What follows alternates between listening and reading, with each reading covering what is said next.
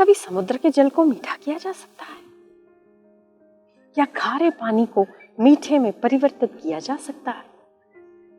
बादल समुद्र के खारे जल को उठाकर बारिश के रूप में मीठा जल बरसाकर इस धरती को प्लावित करते हैं, प्यासी धरती की प्यास बुझाते हैं, शुष्क और बंजर भूमि पर फसल पकाते हैं।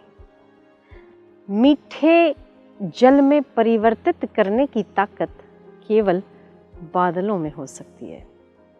वही मीठा जल समुद्र वापस अपने अंदर लेता है, खारा बना देता है। वही बादल उसी प्रोसेस से जल खारे को उठाकर मीठा बनाकर धरती पर बरसा देते हैं।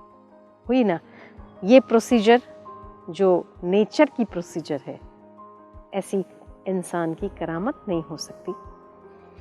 मेरे कहने का अर्थ ये है कि इस खारे संसार रूपी समुद्र के उसमें कई प्रकार की वृत्तियां और कई प्रकार के पदार्थ, कई प्रकार के जीव हैं। जैसे इस समुद्र में भी कई प्रकार के जीव हैं, इस समुद्र में कई प्रकार का कचरा है, तो मनुष्य के भीतर भी कई प्रकार की वृत्तियां हैं।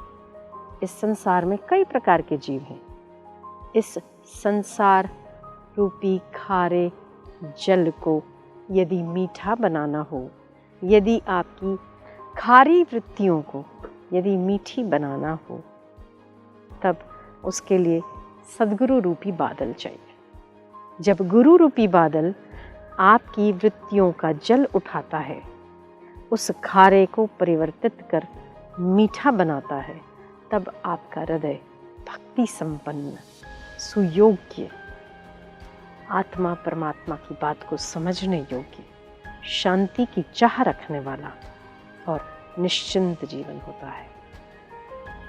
इस संसार के खारेपन को मीठा बनाने का इसके अलावा और कोई भी श्रेष्ठ उपाय नहीं। यदि हमें प्रेम रूपी, शांति रूपी मिठास चाहिए, भक्ति रूपी मिठास चाहिए, गुरु रूपी बादल को आपके चित्त से संसार का खारापन उठाकर उसे मीठे में परिवर्तित करना होगा और आपके हृदय रूपी धरती पर बरसाना होगा।